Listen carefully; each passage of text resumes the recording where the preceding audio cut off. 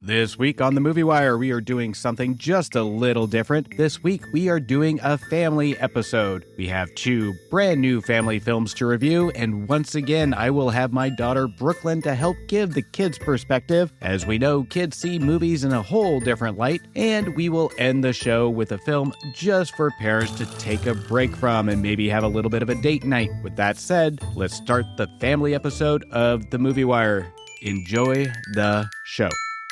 The podcast you've been waiting for, the Movie Wire is your show. The place to find what you're looking for.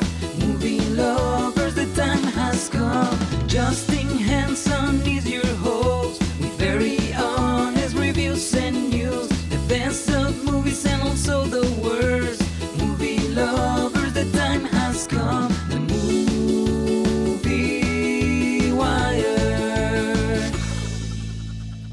Welcome to this week's edition of The Movie Wire. I'm your host, Justin Henson, and welcome to the show. This week, we will be reviewing three brand new films, including Dwayne Johnson and Chris Rock voice a couple of superpowered canines in DC's League of Super Pets. Samuel L. Jackson trains Michael Cera as Hank, a kung fu fighting dog in Paws of Fury, The Legend of Hank. And finally, after a week of animated kids feature films, parents deserve a break. And I will finish the show with BJ Novak's first directorial debut of Vengeance. Ready to hear my verdict? Let's get into it. The Movie Wire podcast. There it is. With just You need people like me. the podcast for hot and trending movies. The Wire. So, you are a dog. I am the Batman. I'm not really great with animals. Yeah, I'm not really great with people. Probably because of my traumatic puppyhood. As a child, my family was taken from me. As a puppy, I was taken from my family. So I steeled myself. My emotions always in check. No one ever getting past my impenetrable defenses. Ah, what the heck? That can't be sanitary. Every day, me and Soups hang out. You literally worship the ground that dude walks on. Technically, he flies. Batman works alone, except for Robin. And Alfred, Commissioner Gordon, my IT crew, whoever Morgan Freeman played. What do I have here? Squeezy Bruce! Squeezy, what? That better be a licensed toy or I will freak out. Joining us on the Movie Wire's Family Film Week is the glorious, the gracious, our special guest, Brooklyn. Okay, first of all, I'm not a special guest anymore. I'm pretty much part of the show. Well, you're a special guest to me. Yeah, but I'm part of the show now, though, if you think about it. So should I just put you as a co-host from now on? Yeah, sure. All right, so helping us review our two family picks is the new co-host, except for PG-13 and rated R movies, will be the gracious, critical Brooklyn. So welcome, Brooklyn. How's it going? Good. How's your day? It's going all right. Thanks for asking. So we've had a couple movies this week. Yeah. And we've had a lot of family movies hit theaters in the last couple of weeks. Oh, yeah. So it's been kind of heaven for you because you've got to see a couple movies this week. You've gotten, popcorn, nachos. You got to totally pork out at the concession stand. So it's been a fun week. So, Brooklyn, the first movie we're going to be reviewing today is the DC League of Super Pets. You ready? Da-da! Love it. All right, so I'll go ahead and kick us off, Brooklyn, and then we will hear the kids' point of view. Yep. What do you think my review is going to be? I think you're going to give it in the middle, like a 3 or 2. Really? Okay. Wow, you're beginning to know Dear O Dad quite well. DC's A League of Super Pets includes a very odd bunch of animals, including a turtle that makes sexual innuendos and hits on hard-shell helmets, has to have the censor bleep multiple times during his foul-mouthed swear words, a guinea pig that has an obsession over a man that encourages her to attempt to commit violence. These are just a couple examples of the messaging. You put the Justice League and Super Pets in an animated film, one would expect at least an entertaining family film. Even positive, inspiring messages for kids to take away from the heroes they look up to. Parents, beware before taking your kiddos to this film. You surprised so far, Brooklyn? Sure. Yeah. The film's main star is Superman's dog Krypto, voiced by Dwayne Johnson, who has to step up as the Justice Leagues are captured. Krypto then forms a team of shelter pets who are given superpowers. A hound named Ace, voiced by Kevin Hart, who has super strength. A pig named PB, voiced by Vanessa Bayer, who can change her size from tiny to giant. A turtle named Merton, voiced by Natasha Lyonne, who has super speed and also the worst vocals of the film. And finally, a squirrel named Chip, voiced by Diego Luna, who has electric powers. The film at a glance is a great premise, and the trailers look pretty darn good. It's a film that had potential to entertain kids and adults alike to witness a universal entertainment value for our favorite superheroes.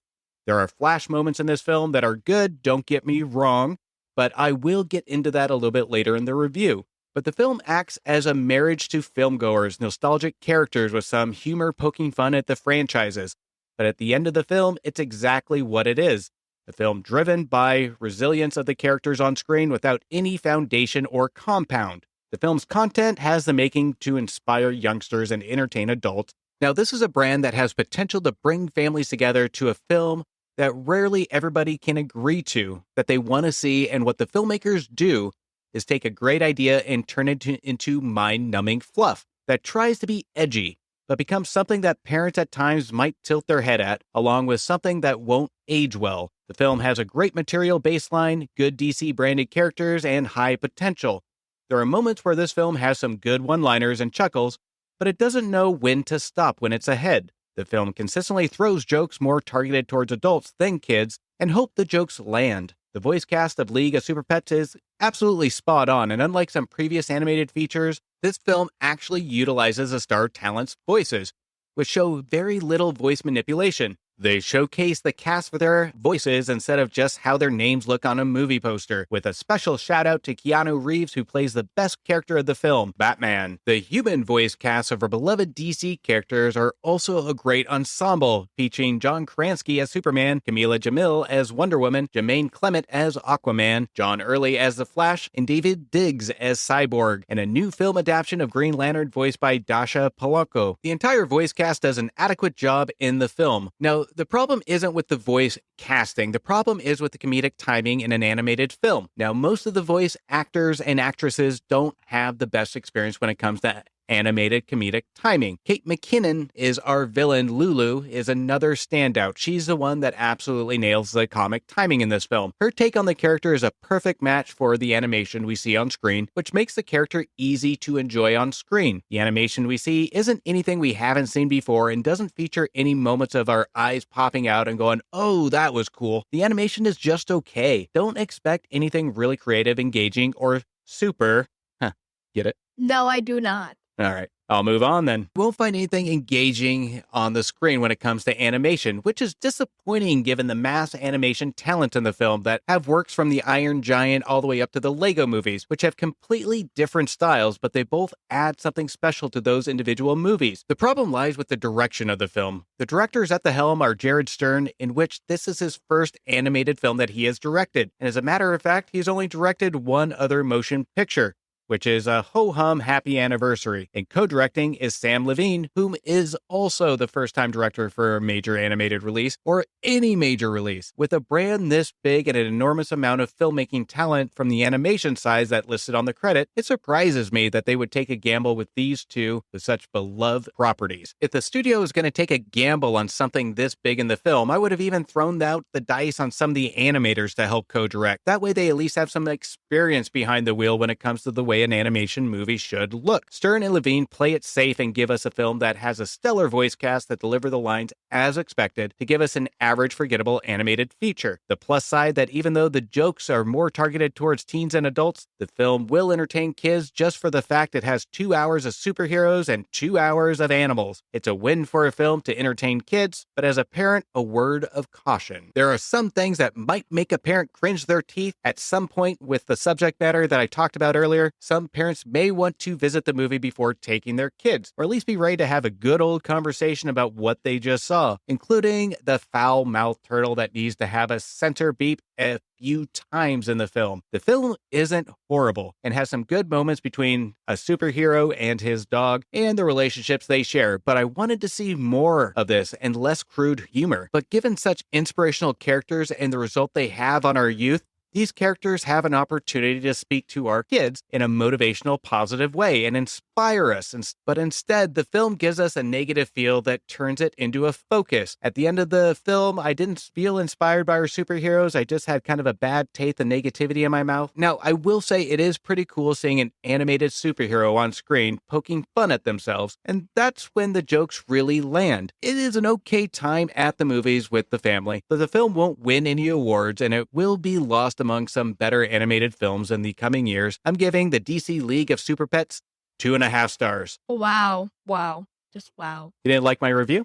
Nope, not at all. Why? Well, you said it was pretty much negative. No, I just said towards the end of it, it felt more negative than inspiring, because when you look at superheroes, you want them to inspire you, right? That's their whole job, our media nowadays, don't you think? But their crypto is trying to save its owner, and it was super cute at the end. And yeah, I mean, it did have its moments. Like I said, there are moments in this film that shine a light. It is some cutesy stuff here and there, but I think they went for more adult teen humor than they did with focusing on a lot of the kid elements, having moments to inspire kids. well, I actually agree with that, but Can you say that again for me? I do agree with that. Say it one more time. I do agree with that. Oh, so you agree? Yes. Oh, okay. Sorry. I don't get that often. I have to kind of... Oh my God. They're so annoying. All right. So now tell me your thoughts. Well, I thought it was pretty cute and pretty good. Okay. The funny parts were about the bleeping and all that. I knew you were going to go there. So I remember in the beginning of the film when we had the first swear word from the turtle where they bleeped him out, Mm-hmm. your head shot me a look like, am I supposed to be seeing this right now? You gave me a look like, did my dad really take me to this kind of movie?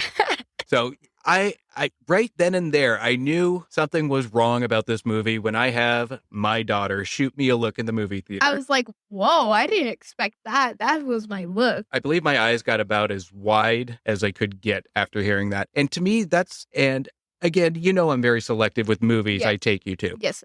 And I Yeah. usually, before I take you to the movie, You watch it. I watch it. And this one was the exception because I wouldn't have pictured a movie that's an animated Superman, Batman, about their pets to be something Sure. that I needed to witness. Yeah. I kind of regret that now. Yeah. But I probably still would have taken you. Yeah, probably. Yeah. I wouldn't do. So, Brooklyn, what would you give me one positive, one negative about the movie and give me your rating? Well, I thought I love Crypto. He was like very mature for a dog. He was very mature for a dog. Yes. Okay. He acted more like a human than anything. Got it. And then he's like putting on glasses in one part of the movie. That is a pretty mature thing for a dog to do. I'll give you that. Okay, so you're positive of the film that you like Crypto because he was a mature dog. Yeah. Okay.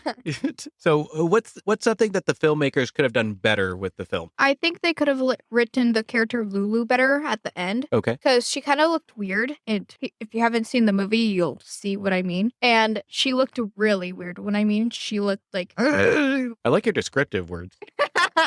Okay, so they could have written Lulu, and Yeah. Brooklyn, I'm going to agree with you. I think the character Lulu, I think they did an okay writing kind of a kid-friendly villain, but I think it was a little over the top towards the end. Oh, yeah. So is that kind of what you're aiming at? Yeah. Yeah. I feel like if a 5-year-old watched that part, they would probably have little nightmares. Yeah, and I think the progression from where Lulu was in the beginning to towards the end, the balance wasn't there for me. Yeah, but at the beginning, she literally sounds so evil. She's like in the dark. Again, with your brilliant descriptive words. I love it. Brooklyn, out of 4 stars, what would you give DC League of Super Pets? Oh, this is going to be hard. 3.5. 3.5 stars. It must be the love of that mature dog. That must be it. Brooklyn, you ready for round 2 of the Movie Wire Family Film Week? Sure. Why not? All right, let's dive right into it. Now, before we continue the show, we have some movies that just hit streaming to rent or buy. And first off, that is Minions: The Rise of Grw, Miss Harris Goes to Paris, and Crimes of the Future. You can check out my reviews on those films in my previous episodes. Don't miss those and check those out. And if you haven't yet, make sure you hit follow or subscribe wherever you listen to podcasts. Make sure you're caught up on all the newest reviews. You can also follow me on Instagram and Twitter at MovieWireShow. Now let's hear from our dear friends at Voluntary Input. Are you a nerd? Are you a person? Then check out Voluntary Input, where we not only have open discussions about tech, TV, movies, and gaming, but also open discussions about people, and sometimes with the people behind the tech. Catch new episodes with me, Leo Allen, bi-weekly on Tuesdays on Apple Podcasts, Google Podcasts, Spotify, TuneIn, Good Pods, and pretty much everywhere else you listen to podcasts. And be sure to check out videos of every episode on YouTube and Twitch. Simply go to voluntaryinput.com to find all the ways you can listen to us, contact us, and better yet, select register as a guest to be a guest on the show, because we are always looking for great guests like you. Never forced, never coerced. Welcome to Voluntary Input. Yo, what's up? It's me, Samuel L. Jackson. I play a samurai cat in the new animated theatrical film, Paws of Fury, The Legend of Hank. Meow! That means roll it. Why do you want to be a samurai? I lived in a bad part of town full of bad dogs. Everybody always picked on me. I thought if I could be a samurai, it would change everything. Sounds like you need a mentor. Perhaps a once great samurai who has fallen on hard times and maybe could use some help himself. But where could I find one? What? Oh, get out of here! Who even made that? It's you! Don't believe everything you read.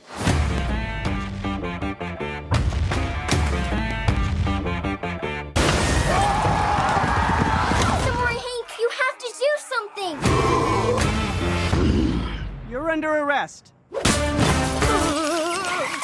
You wanted to be a samurai. Fun, isn't it? Now go get him.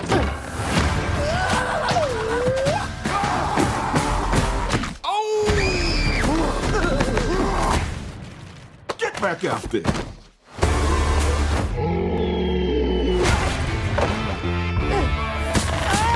Oh, my. When you come up on that lick, make sure you cut him in. I've got to make this samurai thing work. Hey, this is the training montage, isn't it? Sometimes you need a friend. Nope. When to see you win. Don't forget to land on your feet. Cut him in. Focusing on me, way from Tel Aviv. Cut him in. Distinctive destinations, all I want to see. Cut him in. 'Cause I deserve that. We've got to wipe that town off the map. Send a tweet to assemble the troops. Who knew an evil army could go through so many beams?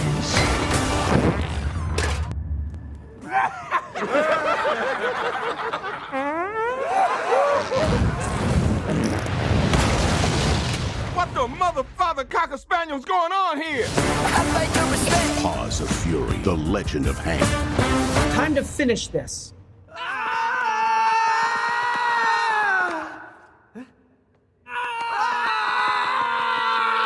This might take a while.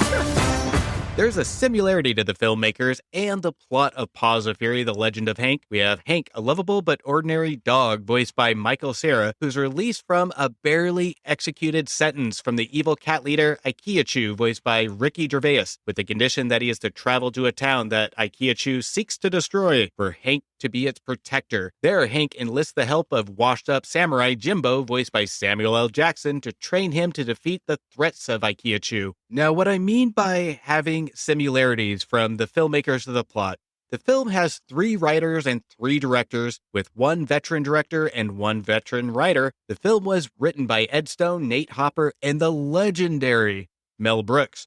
We have Stone, whose previous credit was 1999's Happy Texas, Hopper, which is his first writing credit.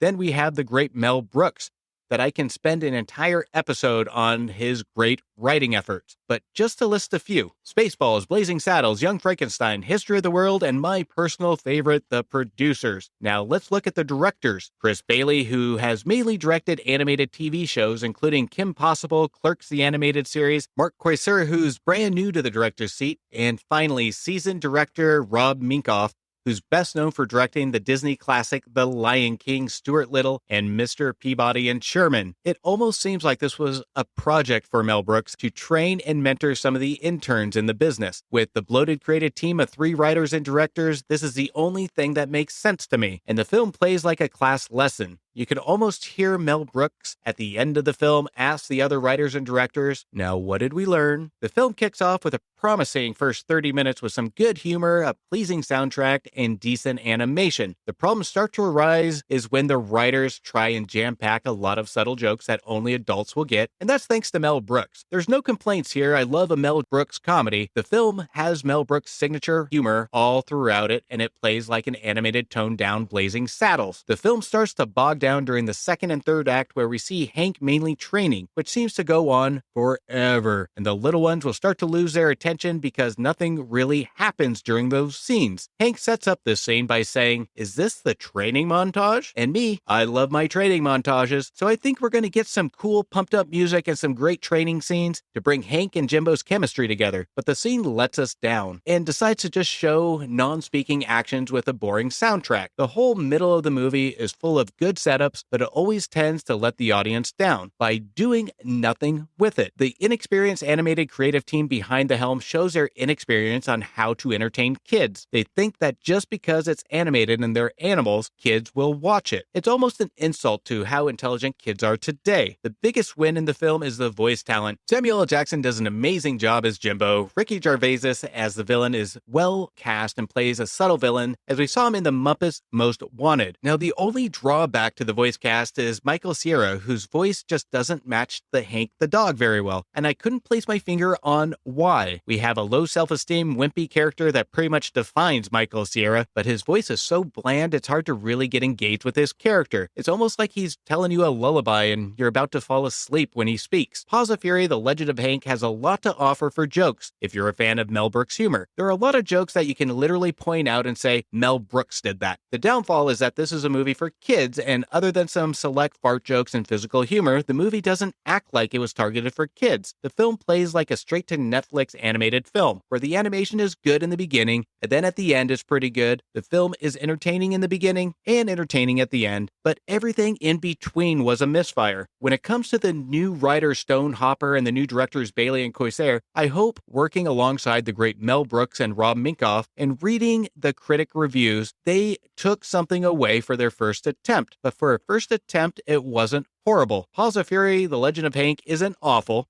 It's innocent enough, but it plays like you're hungry and you go to open up a brand new bag of potato chips only to find out there's been a hole in it and the entire bag has gone stale. You're disappointed, you're still hungry, and you have to go spend more money to find something better to eat. I'm giving Paws of Fury, The Legend of Hank 2 stars. Why, hello, Brooklyn. Hello, once again. Welcome back. All right, so what'd you think, Brooklyn? Well, I thought it was okay, but I also realized that Mel Brooks was the director of The Producers, and I was like, oh, wow, I didn't realize that. Yeah, he's one of my favorite filmmakers. I absolutely love Mel Brooks. Use the Schwartz, Lone Star! Use the Schwartz! So, you've watched a couple Mel Brooks films. Yeah, especially The Producers. So, you like The Producers, didn't you? Yeah. Producers is a classic. You didn't know Mel Brooks helped write this film. No, I did not. So, what did you think of it? I thought it was pretty good. I agree with most of the stuff on what you said. Mm-hmm. And, well, I thought it was pretty good. I loved Hank. And then I didn't like the Jumbo, how they drew him, because he was a fat cat. He was a samurai fat cat. Oh, kind of like my cousin's cat. You liked Hank. Yeah. So I didn't like Hank. I thought Hank was written kind of boring. And like I just said, I think the voice choice for it was kind of off. Don't you think dogs are kind of boring if you think about it? Depends on the dog. If it's a samurai dog, those aren't boring. Well, you just called a samurai dog boring. I think he was written boring. I think his voice was boring. loved him. I loved his little voice. Were you bored at any point in this movie? While Jumba was like fighting those all those people. Mm-hmm.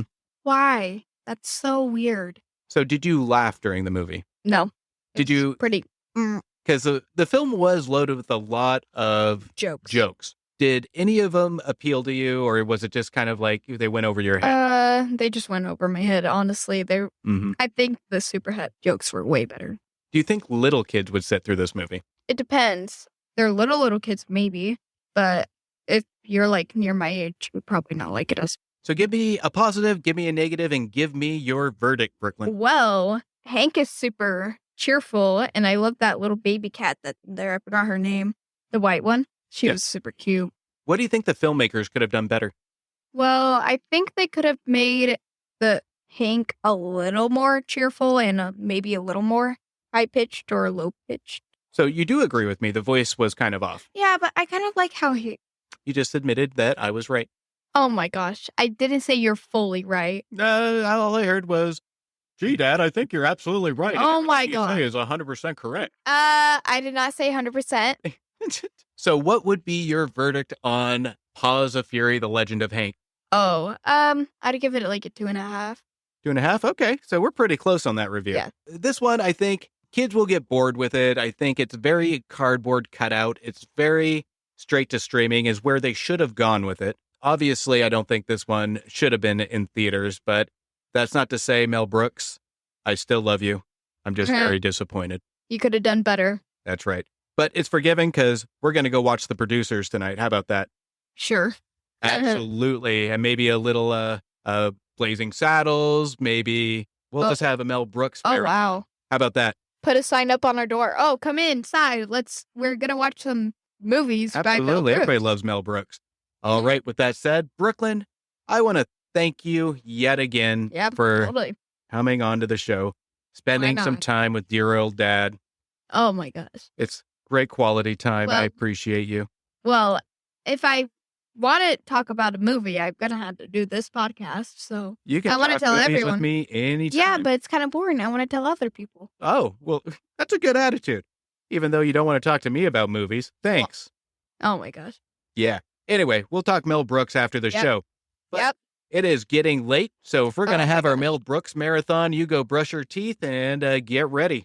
Are we going to have popcorn or something like that? We can. Yeah. But you better hurry up. All right, so you better hurry up. Brooklyn, say bye to everybody. Adios.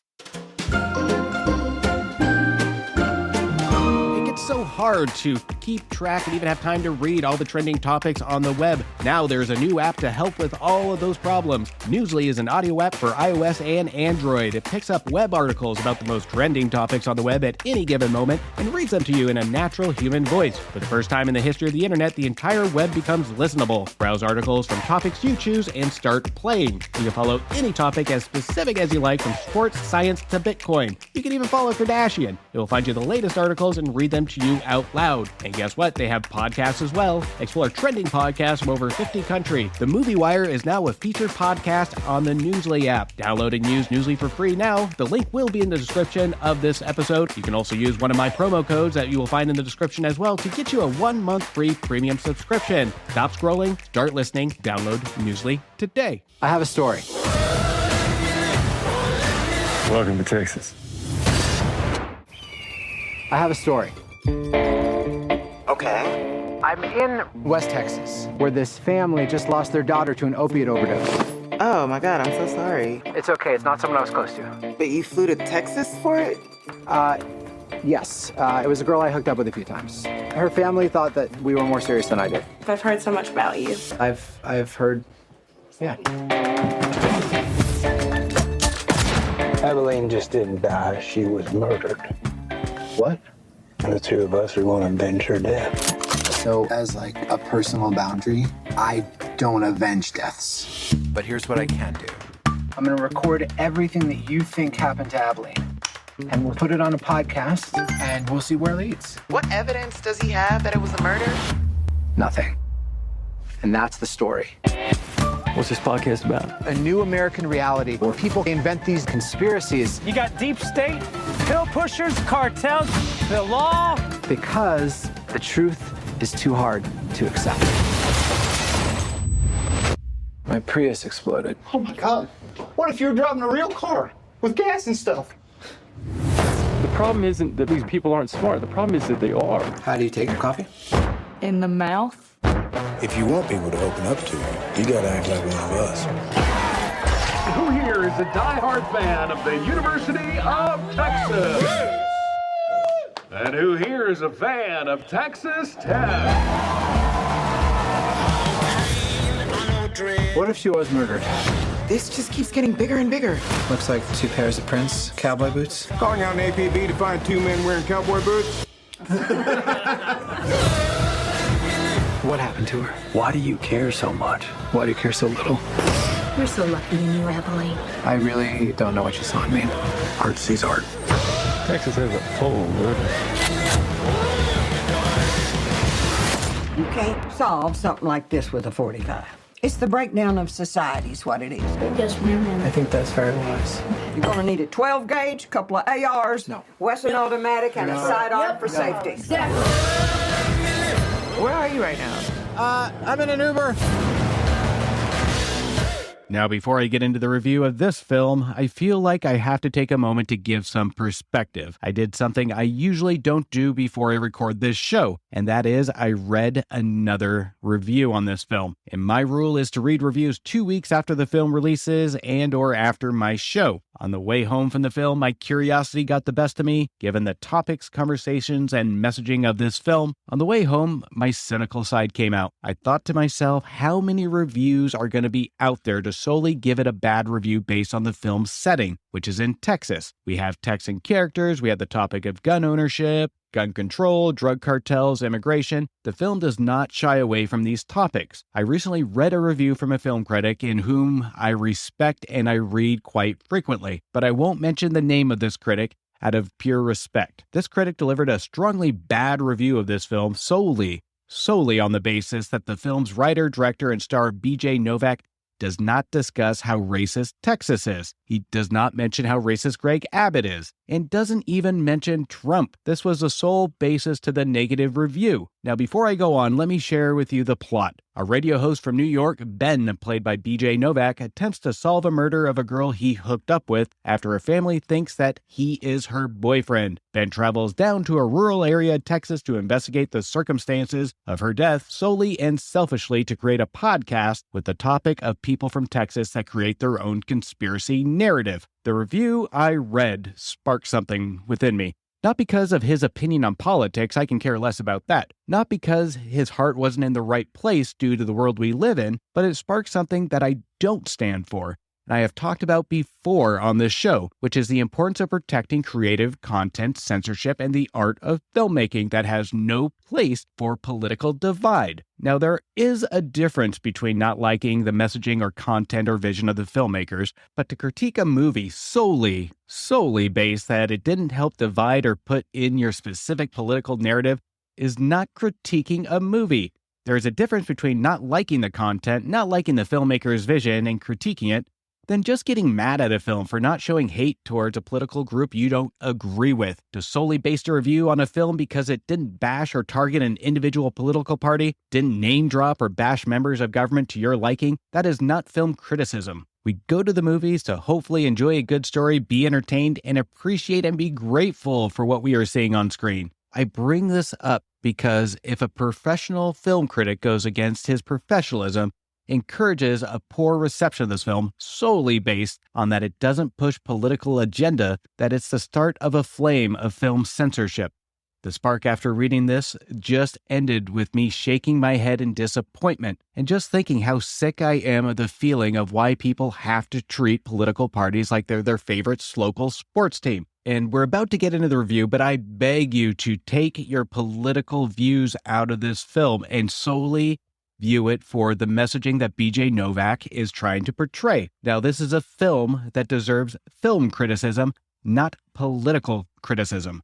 BJ Novak gives his directorial debut, and I have to give him credit. What my commentary was in the beginning, he definitely had a story to tell and a lot of passion you can tell went into his writing. When we talk about taking risks in film and the topics Novak covers in his direction, Comes across like he's been directing for 50 years. He doesn't preach political colors. There's not one political party he portrays better than the other. His script is very carefully worded, but at the same time seems natural when it comes to having conversations. There is a character in this film named Quentin Sellers. He's a music producer played by Ashton Kutcher, who delivers a well-written and delivered commentary about this whole topic, and is one of the best scenes of the film, who goes on to make a point about living in a small, spread-out community and addresses the why and the stereotypes in a thought-provoking way. This is just one of the many scenes that Novak has where he does something smart. He made a character as a reporter from New York City to place himself in this community to gain insight and understanding. He subtly addresses these topics. In another standout scene, Ben is seen on his phone with his producer, Eloise, played by Isaiah Ray. After sending off the audio files from some of the interviews Ben recorded, Ben asks for some feedback, and Eloise goes to say, "Stop talking over people you're interviewing." This is a subtle nod to a place of conversation of where we are now as society. When we hear an opinion that we don't agree with, our first reaction is to talk over and go on the defense. There's a lot of these subtle hints on our divided society today, and Novak shows us this in a non-biased way. The film reminded me of 2001's 15 Minutes starring Robert De Niro and Edward Burns, but a lot less subtle and more thought-provoking. 15 Minutes was more of a in-your-face with what it was trying to accomplish, but had a similar message based on society and the effect of our current media. Now, in 2001, that was a whole different world without social media, but still, even with a handheld camcorder and basic cable, almost went on to tell the future of current times today with the power of the media. The special thing about this film is that it progresses without feeling artificial. The film's first half is a well-balanced character piece where the characters feel human, but they are also entertaining and engaging to watch. The film does start to lose some steam towards the end and the third act, going into the climax, where the dialogue seems to feel bloated with an attempted thought-provoking speeches that hit the audience one after another, and another, and another, which throws the audience off, and we lose a little bit of the messaging trying to piece together what Novak's final conclusion is. The climax Novak tries to fit in almost a noir-style confrontation that feels rushed. It's almost like a summary to a well-written essay trying to summarize what he has proven during the film. Novak took some bold choices in this film, and for being his first go-around in the director's seat, he does a fantastic job at creating a narrative that's not only thought-provoking, but makes us look at ourselves by not our political views, but the way we treat these views and the people as actual civilized human beings. He makes the audience look upon themselves and ask themselves, are you helping with the division or are you helping to solve? This is something that Novak's character had to learn throughout the film, even though the second half is a little flawed. Novak deserves a standing ovation for the risks he took with this film, given the subject matter and the chances of the criticism that he might see. If you come out of this film upset there wasn't a political bashing or they made one political group look better than the other, you miss the entire point of this film. This is a movie with some flaws, but it tries to do the right thing on its messaging. It has smart dialogue, likable characters, and great performances. It's a solid film, and in this day, in our society, a very important one. This is a movie that doesn't preach politics, but makes the audience think the way we should. I'm giving Vengeance 3.5 stars.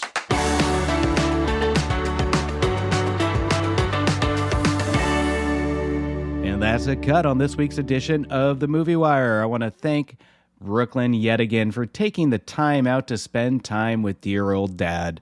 And thank you all for listening, and thank you for your support. You can also show support by following me on Instagram and Twitter and leaving a review. Until next week, do me a favor and make sure to stay for after the credits of a film. Show your support for those filmmakers that put their blood, sweat, and tears into making a feature film. And finally, make sure to support your local movie theaters.